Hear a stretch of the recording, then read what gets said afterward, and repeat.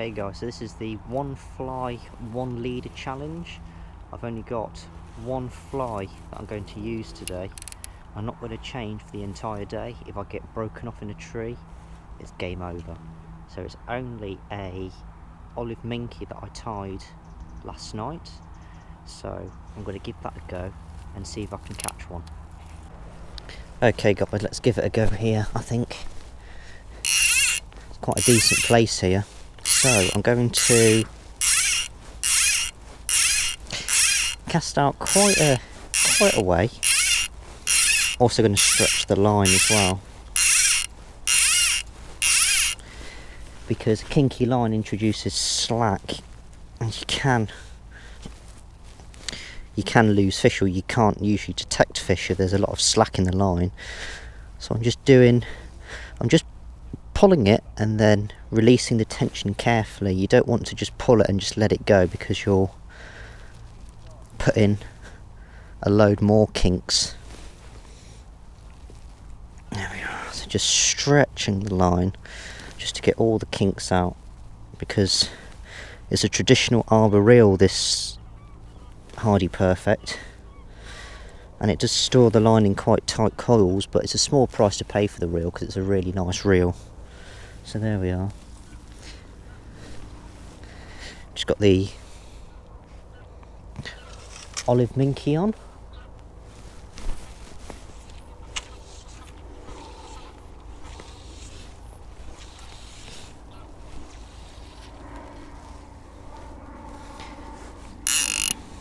So there we are. Let that sink for a bit. I've tied it with about 16 turns of lead, and it also has a bright green brass head as well, so it will sink relatively quickly.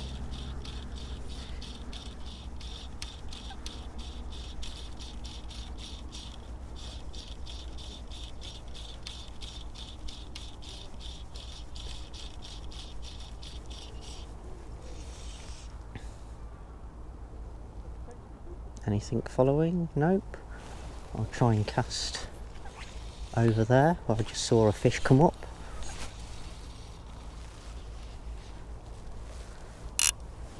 There we are. Let that sink for a little bit.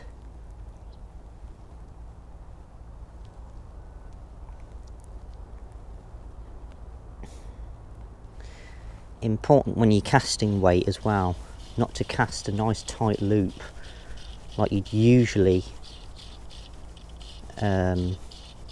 do with any other flies, because when you do cast tight loops with really heavy flies, what tends to happen is when you've made a back cast or a forward cast, that fly starts to drop just like you would do on a tuck cast. And then what happens is it introduces slack line into the cast. So when you do come forward on your forward cast, it will hit you on the back of the head, or it will hit you on the arm or the shoulder, because it's just so heavy.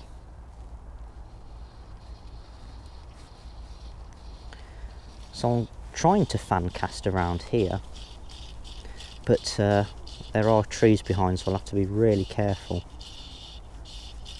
I might change the retrieve as well, or try and cast in a different spot. Another one's come up there. Is there anything following? Nope.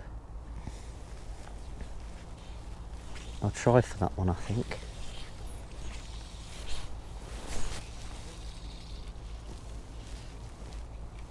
Again, sorry, I'll cover that fish again.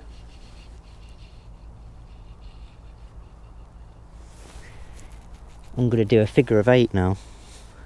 When I've let the fly sink, I'm always watching the line right at the tip of the line, the leader connection. If that moves, you want to lift into a fish. So I'm gonna just do a slow figure of 8 now. No, that's the bottom. That I'll just speed it up a bit.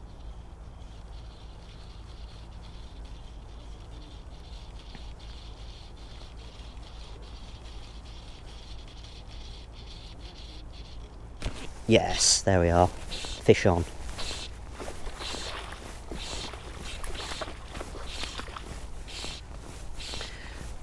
Well, I think that's challenge well done, guys.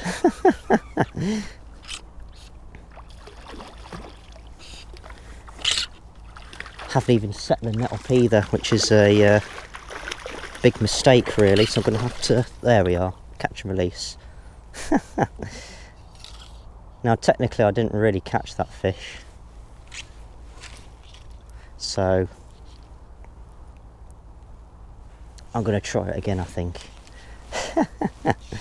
Just check the fly just to make sure it's okay. Yes, seems to be. Tail's not wrapped round, looks okay. So that's what it looks like when it's wet. It looks like a, well, and it's, oh, it does sink. It sinks quite fast as well. I've turned the turns of lead quite close to the head, so that it sinks and draws just like a fly with a normal bead head. Now that was, the lead is 12 foot, so I'm going to make sure that I do the same again and let the fly sink, which was about 6 seconds before I start to retrieve, and did a slow retrieve first, and then I sped up the figure of 8, and then I think I'll do a few more strips as well, just to make sure. So that fly's sunk now. That's weed.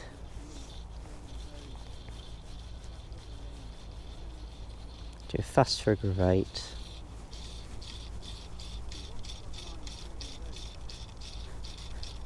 Retrieve it like a bait fish that's swimming away from the trout.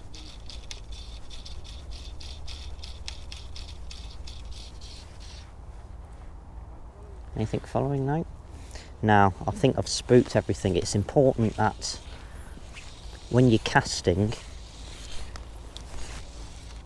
you want to put as little disturbance on the water as possible, because you don't want to be splashing the water on your false casts, and you want to minimise the amount of false casts you do as well. So I'm going to try and catch another one now. Actually I might move.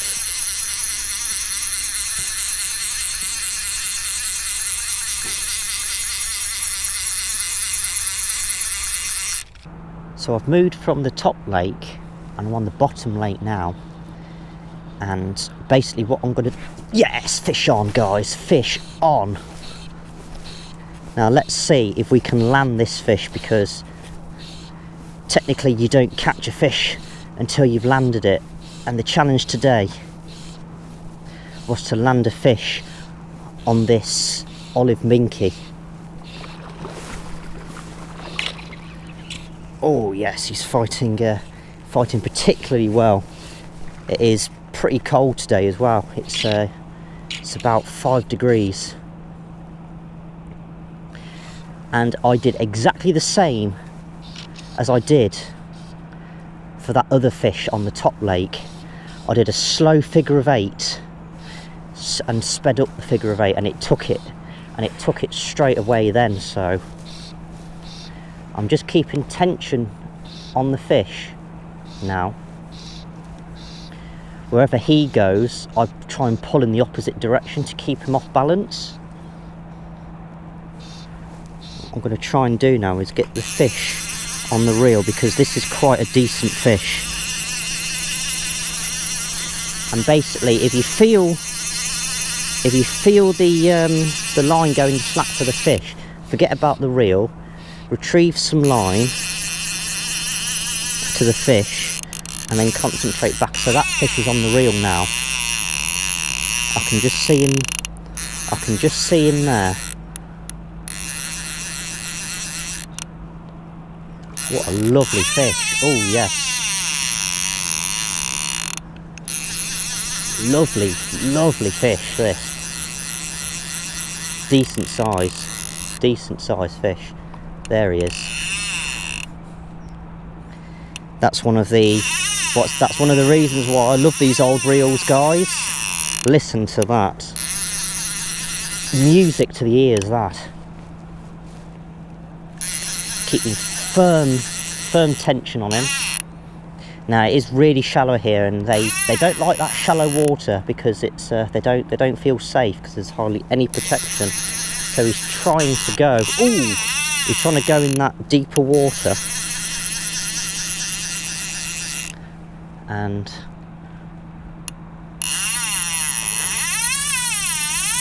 oh, I'm going to attempt to tire him out. I don't know who's winning now, the fish or me. There we are. There he is. So I'm just going to leave a rod length of line out the water. There we are. And that, guys, is a fantastic rainbow trout. There he is.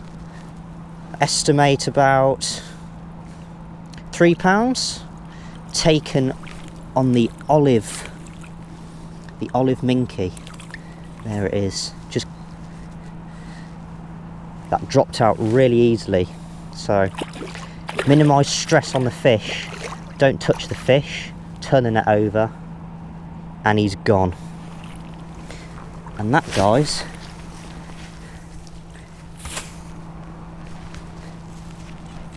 is a job well done. Challenge complete, guys. I did manage to catch that fish on the olive minkie. Heavily weighted and quite tricky to cast, but it was definitely worth it in the end. I was a bit worried this morning when I lost that fish, but I think that final fish, that last fish, more than made up for it. And just a bit of info on the setup.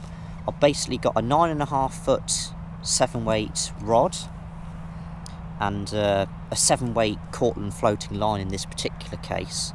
I have a Scientific Angler Expert distance line as well, which is very good, but for this rod I do like this line. Leader's 12 foot fluorocarbon, and then obviously we've got our fly today, so